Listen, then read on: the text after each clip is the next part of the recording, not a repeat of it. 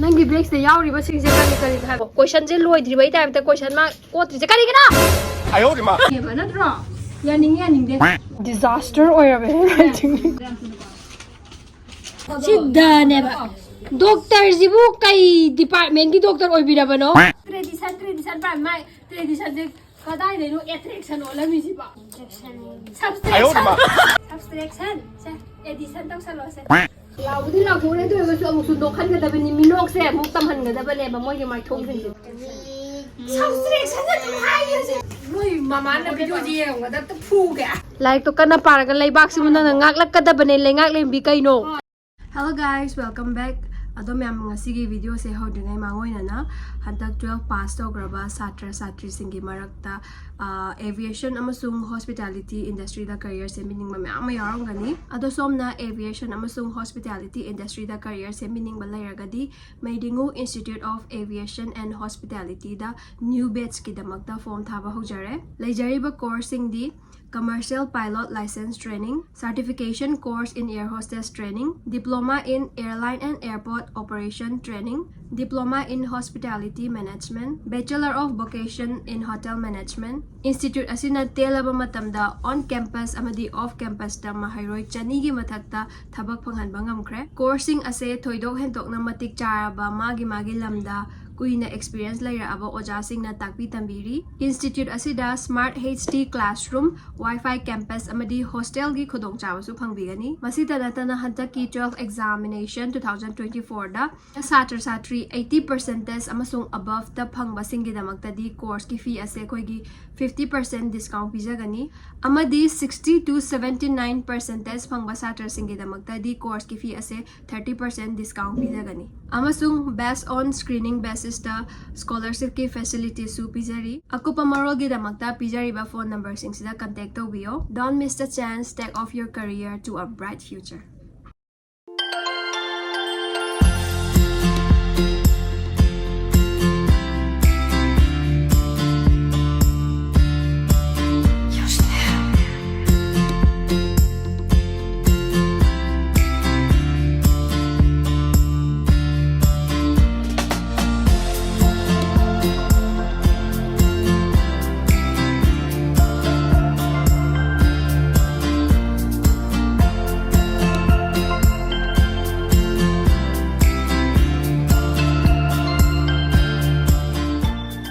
Ahamba tuition satra hoji sangjara ani suba tuition satra hoji lai hauna koi gi zumka sa dona lakpiri suba tuition satra hoji pakhang phari tawone ma de sina aroi bagi tuition satra phacha hairala khumune Rendiro misa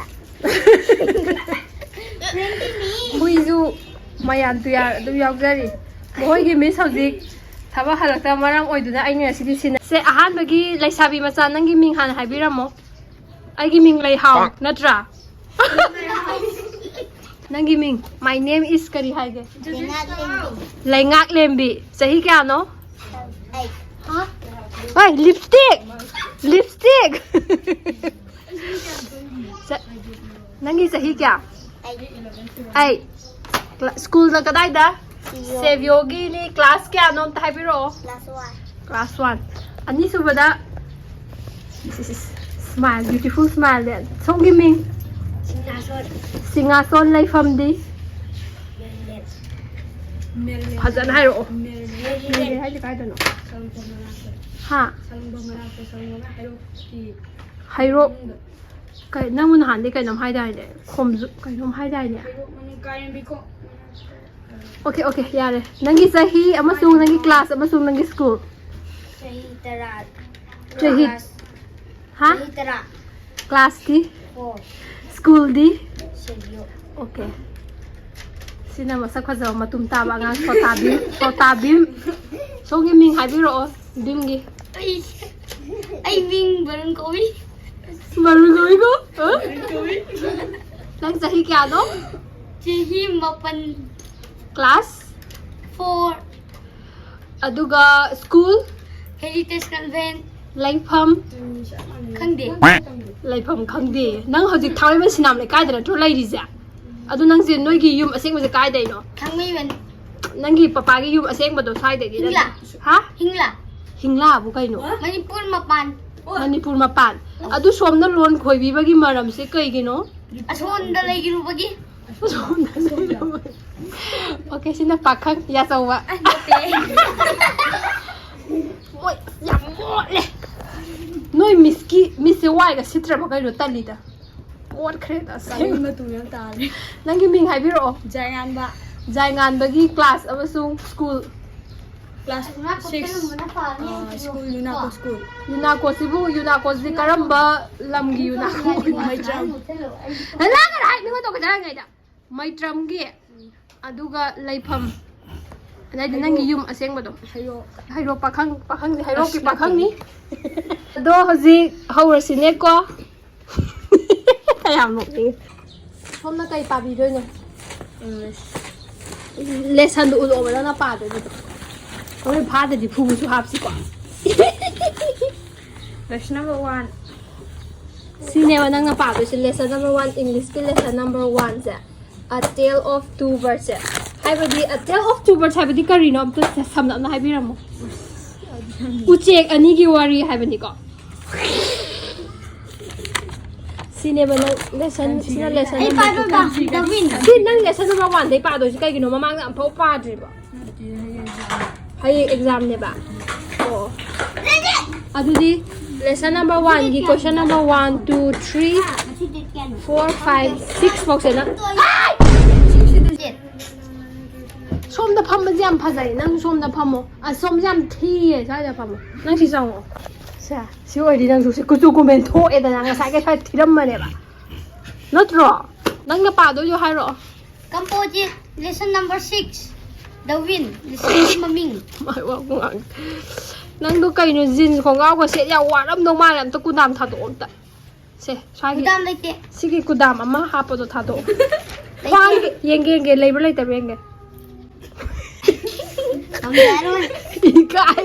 Video ta lok thok piyo. No thoe. Lari pa ba sak sa to piyo ko no ko sai thamo so ha ma thak ta. Ja tan sai to pi. Nang na chinang khum do ra.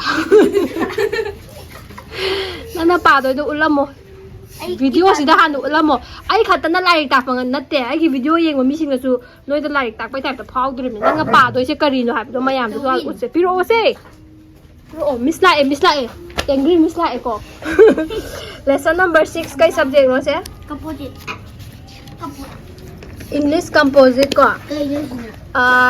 Lesson number 6 ki The Wind haiba chapter sine mana pa do se question se amma ani yawe.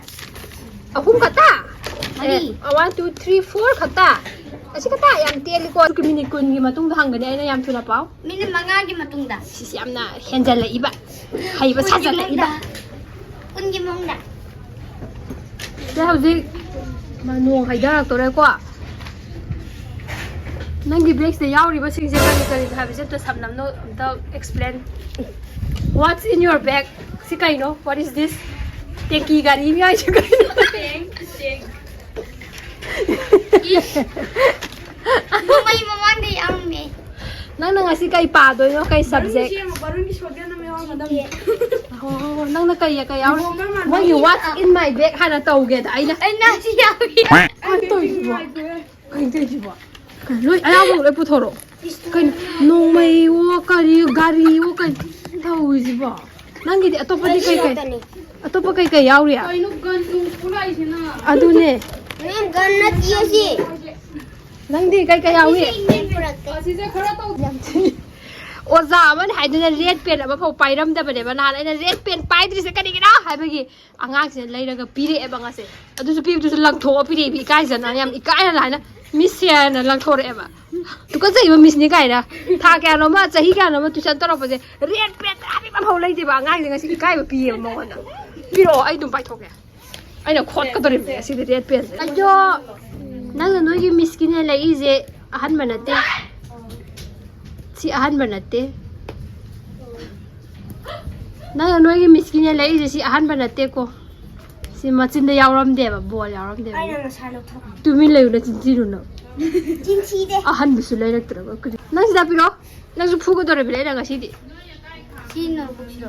oi piro si gi angang si gi khwai de gi badamas oi ba thaba ama haira ga de question da si haira question mark hapkani khangde answer ibadasu nongmata full stop se namni habase khangde karino base how do you know that there is wind asi question mark kadai no question je loi dri bai time ta question mark ko tri je kari kana ayo de ma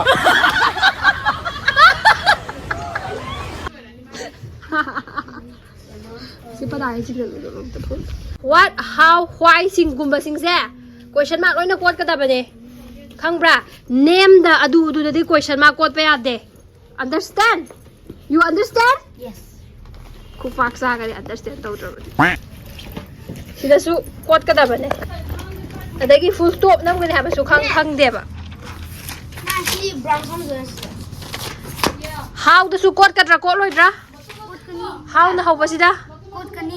koi ki ji koi nang fu ga ni he kari no sigis handwriting se amta mayam ta please explain the handwriting how many times does the poet uses kari no sikai na oh win in the poem in the poem which is loi samna da se bindu do full stop tan The wind touches the sky and blows Kari the ba bird. dikta Touches tosses the sky and blow the bird in the sky.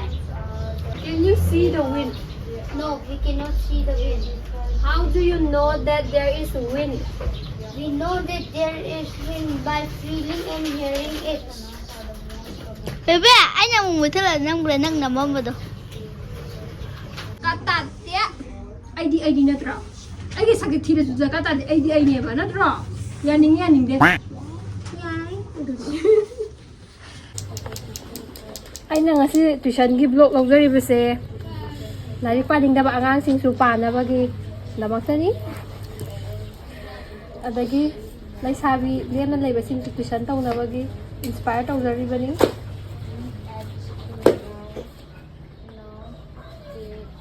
ai din nang fu ni habde ma se bindu ama number du da nang ne ta ba si dai da kari khuyek cha yes bindi bu lau cha wai nam do lau na tak lau na number ya ba po du da kari ni to ba adu mai na adi ku mal le sai na tak lau na nam ga da ba ni si da ma si dai sai na kiri tau da na na ha ge di ke ti jan chim ni si ti yam na ni ka Nalika, era tiga se. Sai में नहीं बताई नहीं अच्छी थी. Con thok ya ro. Con thok. Stop नहीं ये last की. Full stop nang ge last ki. Yang tabra. Adugi handmade and my girl. Mi Sume na khala ba lo ya ra ba hoje. Yadri. Kai no ya tri ja. Mamang. Phu ge taw ba. Mama gi jo small letter na hobi me am kan na kalli ba. Ai video yang do na. Yang ge. Uses O win 6 times. 6 times have ya de. 6 times. Soi di basing za. Kari da soi di ba no have do. Azana munna yang haw ko. Pen se es ya wa ya. Yam da ama kata nga ba adugi is. This. And actor hai you. Korino. Nang namba. Nang mini gino miss o sa ko di. Handwriting safety ang view ko mayam. Ato kay matik disaster or handwriting ko. 71 dagi 80 pa. Ham ba si kay hay no. Lisay ka lang to. O jam en lisay ko thom di. Baron solo te boge. Si kay hay ba no? ये बोलते क्या है scale करके. Ha? In danger. Sidi. Ishak tak kami do pudi. Ado ay hire again ng jiba po horo ko. In danger lai re ko. In danger, diminish, tradition, amphibian ko. Expansive ko. Masi declare hay kada bani ko si onto o l onto. Si l onto. की बात है. Pakhang ama ada. ꯐꯥꯗꯕꯒꯤ ꯄꯅꯤꯁꯃꯦꯟꯁꯦ ꯁꯣꯐꯥꯗ ꯑꯣꯏꯅ ꯄꯤꯌꯦ ꯑꯩꯈꯣꯏ ꯃꯤꯁꯀꯤꯁꯦ punishment ꯌꯥꯝ ꯄꯣꯁ ꯇꯥꯅ ꯁꯣꯐꯥꯗ ꯑꯣꯏꯅ ꯐꯝꯍꯜꯂꯦ ꯂꯥꯛꯑꯣ ꯂꯥꯛꯑꯣ ꯍꯧꯖꯤꯛ ꯑꯩꯅ ꯍꯥꯏꯗ꯭ꯔꯥ ꯑꯉꯥꯡꯁꯤꯡꯁꯦ ꯏꯟꯁꯄꯥꯌꯔ ꯇꯧꯔꯤꯕꯅꯦꯕ ꯑꯩꯒꯤ ꯇ꯭ꯋꯤꯁꯟꯒꯤ ꯕ꯭ꯂꯣꯛꯁꯤꯅ ꯍꯧꯖꯤꯛ ꯑꯩꯈꯣꯏ ꯗꯨꯝꯗꯨꯝ ꯍꯣꯏ ꯂꯥꯛꯑꯣ ꯂꯥꯛꯑꯣ ꯂꯥꯛꯑꯣ ꯑꯦꯛꯖꯥꯝꯄꯜ ꯑꯃ ꯀꯥꯎꯔꯦ ꯂꯥꯛꯑꯣ ꯑꯦꯛꯖꯥꯝꯄꯜ ꯑꯃ ꯈꯨꯄꯥꯛꯀ ꯁꯤꯟꯅꯁꯤ ꯂꯥꯛꯑꯣ ꯑꯗꯨꯗꯤ ꯑꯩꯈꯣꯏ ꯗꯨꯝꯗꯨꯝ ꯍꯣꯏꯁꯨ ꯅꯨꯃꯤꯠ ꯈꯨꯗꯤꯡꯒꯤ ꯂꯥꯏꯔꯤꯛ ꯄꯥꯕꯅꯤꯗ ꯉꯁꯤ ꯇ꯭ꯋꯤꯁꯟ ꯌꯥꯎꯅꯤꯡꯕꯩ ꯇꯧꯖꯕꯅꯤꯗ ꯑꯉꯥꯡꯁꯤ ꯃꯥꯁꯨ ꯏꯟꯁꯄꯥꯌꯔ ꯁꯥꯟꯅꯗꯣꯏꯔꯥ ꯑꯃꯨꯛ ꯇꯧꯔꯦ ꯁꯤꯁꯨ ꯍꯌꯦꯡ ꯍꯥꯏꯈꯔꯦ ꯐꯖꯅ ꯄꯨꯡ 2ꯗ ꯍꯥꯏꯅꯈ꯭ꯔꯕꯅꯦ ꯑꯩꯈꯣꯏꯗꯤ ꯃꯁꯥ ꯌꯥꯝ ꯅꯥꯟꯅ ꯏꯀꯣ ꯀꯔꯝ ꯀꯥꯟꯗ ꯄꯥꯔ ꯀꯔꯝ ꯀꯥꯟꯗ ꯂꯣꯏꯁꯤꯟꯗꯣꯏꯅꯣ ꯏꯪꯂꯤꯁꯁꯤꯕꯣ ꯅꯪ ꯂꯩꯇꯗꯤ ꯎꯄꯣꯟ ꯍꯥꯏꯕ ꯉꯁꯥꯏꯗꯤ ꯄꯨꯡ ꯑꯃ ꯂꯥꯏꯔꯤꯛ ꯄꯥꯕꯁꯤꯕꯣ ꯁꯤꯗ ꯐꯝꯃꯨꯂꯣ ꯌꯥꯝ ꯊꯨꯅ ꯆꯩ ꯂꯥꯛꯇ꯭ꯔꯤꯉꯩꯗ ꯌꯥꯝ ꯊꯨꯅ ꯄꯥꯔꯣ ꯑꯧ ꯁꯤꯗ ꯑꯗꯨꯝ ꯐꯝꯃꯒꯦ ꯀꯃꯥꯏꯅ ꯌꯥꯝ ꯊꯨꯅ ꯄꯥꯔꯣ ꯌꯥꯝ ꯊꯨꯅ ꯍꯥꯏꯔꯣ ꯁꯤ ꯗꯅꯦꯕ ꯗꯣꯛꯇꯔꯁꯤꯕꯨ ꯀꯩ ꯗꯤꯄꯥꯔꯠꯃꯦꯟꯒꯤ ꯗꯣꯛꯇꯔ ꯑꯣꯏꯕꯤꯔꯕꯅꯣ ꯁꯤ ꯀꯔꯤꯅꯣ ꯃꯥꯁꯤ ꯗꯣꯛꯇꯔꯅꯦ ꯅꯪ ꯁꯥꯇ꯭ꯔ ꯗꯣꯛꯇꯔꯅꯦ ꯀꯩꯝ ꯅꯠꯇꯦꯁꯦ ꯀꯔꯤꯅꯣ ꯁꯤ ꯐꯖꯅ ꯏꯕ ꯌꯥꯗ꯭ꯔꯥ ꯍꯥꯏꯕꯅꯤꯗ ꯑꯩꯅ ꯍꯥꯏꯕꯗꯤ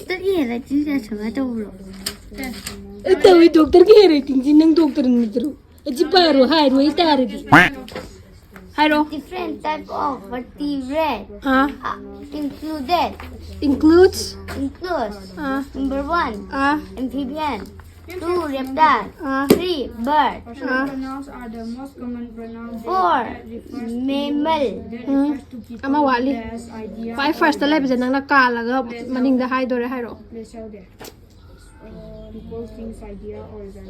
amphibian ꯅꯠꯇ꯭ꯔꯣ ꯑꯗꯨ ꯍꯥꯏꯈꯔꯦ ꯅꯪ fish exercise ꯇꯧꯅꯕ yes ꯀꯩ ꯍꯧꯅ ꯍꯥꯏꯔꯣ ꯐꯥꯔꯁꯀꯤꯁꯦ ꯐꯥꯔꯁꯀꯤꯁꯦ ꯀꯔꯤ ꯍꯥꯏꯕ ꯁꯦꯀꯦꯟꯒꯤꯗꯤ ꯊꯥꯔꯠꯀꯤꯁꯤꯗꯤ ꯍꯧꯖꯤꯛ ꯅꯪꯅ ꯍꯥꯏꯕꯗꯣ ꯍꯥꯏꯔꯛꯑꯣꯅꯦ ꯍꯧꯖꯤꯛ ꯅꯪꯅ ꯍꯥꯏꯔꯝꯕꯗꯣ ꯀꯩꯅꯣ ꯑꯦꯇ꯭ꯔꯦꯛꯁꯟ ꯇ꯭ꯔꯦꯗꯤꯁꯟꯁꯤ ꯉꯁꯥꯏ ꯇ꯭ꯔꯦꯗꯤꯁꯟ ꯄꯥꯏ ꯃꯥꯏ ꯇ꯭ꯔꯦꯗꯤꯁꯟꯁꯦ ꯀꯗꯥꯏꯗꯩꯅꯣ ꯑꯦꯇ꯭ꯔꯦꯛꯁꯟ ꯑꯣꯜꯂꯝꯃꯤꯁꯤꯕ Subtraction.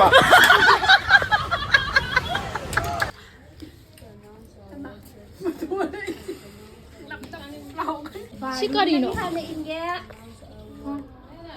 ꯁꯤꯝꯇ ꯌꯦꯡꯉꯣ ꯁꯦ subtraction ꯁꯦ addition ꯇꯧꯁꯜꯂꯣ ꯁꯦ ꯗꯨꯝ ꯏꯁ ꯂꯥꯏꯔꯤꯛꯄꯨ ꯌꯥꯝꯅ ꯈꯣꯏꯗꯥꯖꯕ ꯁꯥꯟꯅ ꯉꯁꯥꯏ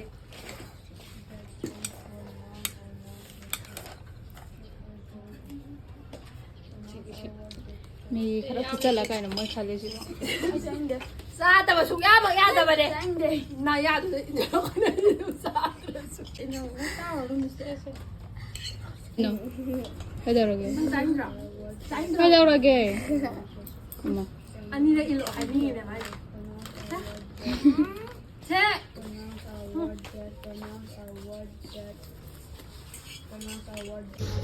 ꯁꯤꯗ ꯇꯦꯡꯀꯣꯠꯁꯤꯗ ꯍꯦꯛꯇ ꯄꯤꯊꯛꯄꯤꯔꯒꯦ 1 2 3 4 5 ꯗꯨꯝꯗꯨꯝꯒ ꯇꯔꯨꯛ ꯁꯨꯕꯁꯤꯅ ꯃꯤꯁ ꯃꯥꯔꯇꯤꯅꯥꯒꯤ ꯍꯥꯞꯄꯤꯕ ꯇꯥꯔꯦ ꯍꯥꯞꯄꯣꯏ ꯂꯥꯏꯔꯤꯛ ꯇꯧꯕ ꯍꯥꯏꯕꯁꯤꯗꯤꯅꯦ ꯑꯉꯥꯡꯅꯅꯦ ꯊꯤꯅ ꯉꯥꯡꯉꯒ ꯇꯧꯕꯁꯨ ꯐꯠꯇꯦ ꯃꯤꯁ ꯀꯣ ꯑꯩ ꯍꯥꯏꯁꯦ ꯈꯤꯇꯪꯁꯨ ꯍꯔꯥꯎꯍꯟꯒꯗꯕꯅꯤ ꯑꯉꯥꯡꯁꯤꯡ ꯃꯣꯟꯗꯥ ꯅꯨꯡꯉꯥꯏꯅ ꯇꯥꯛꯄꯤꯒꯗꯕꯅꯤ ꯃꯤꯁ ꯃꯥꯔꯇꯤꯅꯥ ꯈꯛꯇꯪꯕꯨ ꯇꯥꯛꯆꯕꯅꯤ ꯃꯅꯤꯄꯨꯔꯁꯤꯗ ꯂꯩꯔꯤꯕ ꯇ꯭ꯋꯤꯁꯟ ꯑꯣꯖꯥ ꯈꯨꯗꯤꯡꯃꯛꯄꯨꯅꯦ ꯑꯩꯅ ꯍꯥꯏꯖꯔꯤꯕꯁꯦꯀꯣ ꯑꯉꯥꯡꯗ ꯂꯥꯎꯍꯠꯄꯤꯗꯨꯅ ꯍꯣꯏ ꯑꯩꯁꯨ ꯌꯥꯝ ꯂꯥꯎꯕꯗꯤ ꯂꯥꯎꯈ꯭ꯔꯦ ꯂꯥꯎꯕꯗꯤ ꯂꯥꯎꯊꯣꯛꯑꯦ ꯑꯗꯨ ꯑꯣꯏꯔꯒꯁꯨ ꯑꯃꯨꯛꯁꯨ ꯅꯣꯛꯍꯟꯒꯗꯕꯅꯤ ꯃꯤꯅꯣꯛꯁꯦ ꯑꯃꯨꯛ ꯇꯝꯍꯟꯒꯗꯕꯅꯦꯕ ꯃꯣꯏꯒꯤ ꯃꯥꯏꯊꯣꯡꯁꯤꯡꯁꯤꯗ ꯁꯦ ꯂꯩꯁꯥꯕꯤꯁꯦ ꯁꯦ 미스키스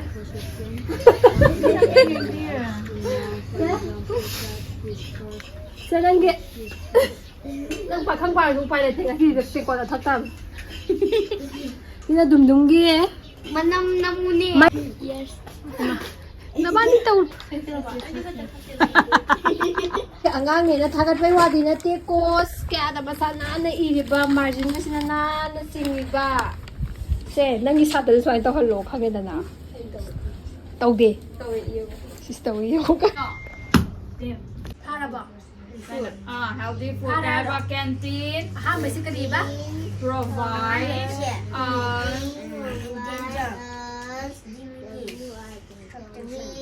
subtraction na tumayo sa tradition is na hubuso na talaga subtraction na yung asahin mga tradition Uy, mama na video diye nga dapat puga. Nga si mo hanan paja na paro. Tangi mga si mo paja na paro. Diba? Pulap tara si mo pulap paro.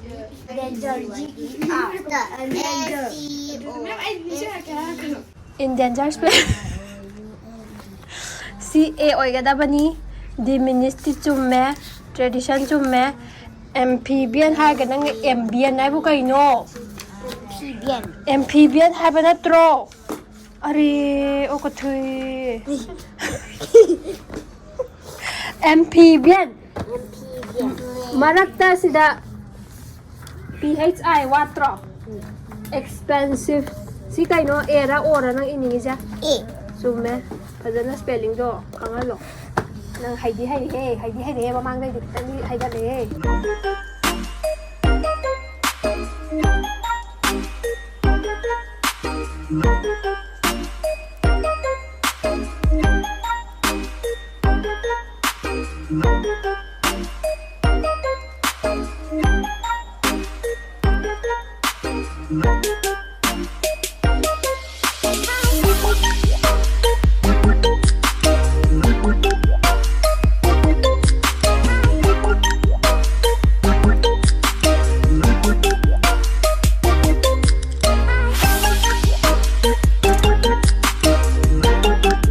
sabi guys mo yang jalagay magi yang nasi ko yang so tak pai wadi ko ma haite na je ma bo phugda banate natra haita ba habisdi tamaga paraga hairakan ta pati natra mane hayo study se kaidaura study ko iriza playground sibudi hoi chumme medical room chumme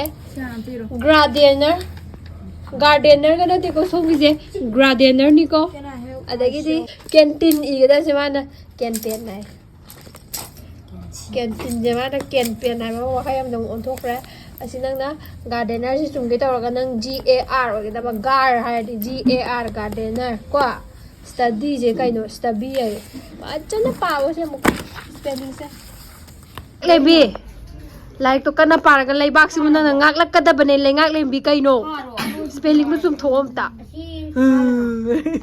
ôi nó sung kêu gì lại ngác lại bị lại bao phủ ngác cái này với cái asa đó lỗi nó asa thì sung này để có gì khôi ở giá doctor gì qua đây ai thì may cây nhô ai cây tôi tôi xí bộ Ma doctor wanya ra. mà gì doctor này mà thế này thì riêng ngô cây có thảm sai I had a day myself the bird heart I had bird gumba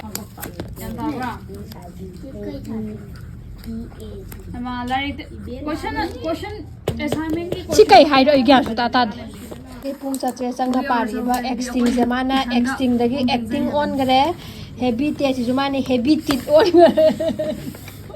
thui ai do do ne o ka thui ai do do ne hai do khori do pa ro bye peace nga sa dagi ma si phung sa tre sa kai pai ne ba acting do po ka la le pa jan on doro mai wa khal na dum chep la dum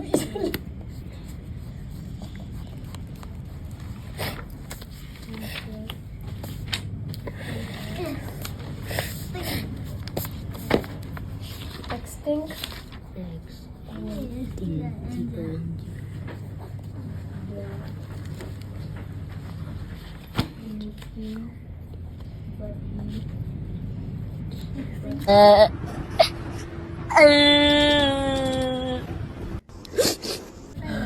Muthale aduga dum zamana ni ide ho phare building iro building hai bane ha building hai bane building okuthui hai se ba okuthui hai se ma boy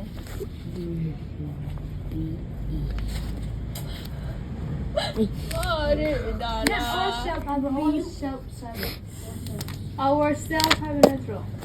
거의 나 하니도 뭐. Chumene laura bana tropare. Declare mo iro mathang. I myself don't need to go to a technician. Myself does not does all the household chores. The team himself needs the blazers. The force itself. Na haitra excess iro excess to. Mana ko sa tak le mi di. Excess iro excess. It was Rama himself. Home at home to yourself.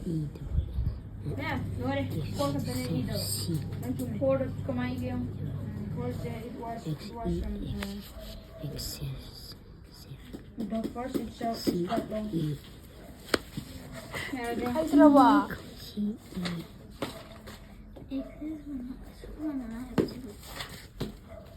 Chumene to horo. Chumene to horo. To horo. Mathang da habitat. Habitat. Sinatra da ulido. Matang Sinatra. Adu tawrani yan. Chume. Lali ay kami.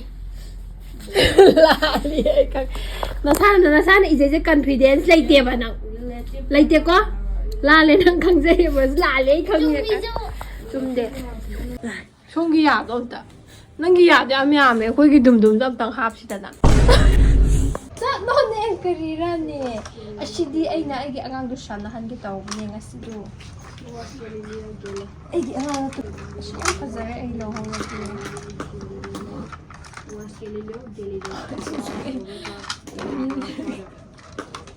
Pirang center iro.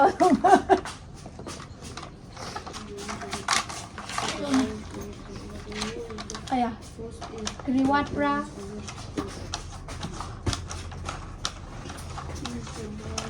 Kaya na ikang pause no. Lahora ke ko. Yai ko.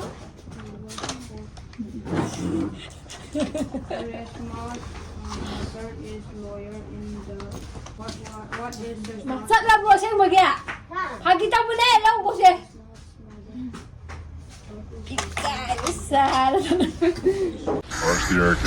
Woke up at 11 o'clock, I ain't got no job, what the hell should I do today? This feel like some I don't give a fuck, oh my god, shut the fuck up, I ain't hearing what you gotta say.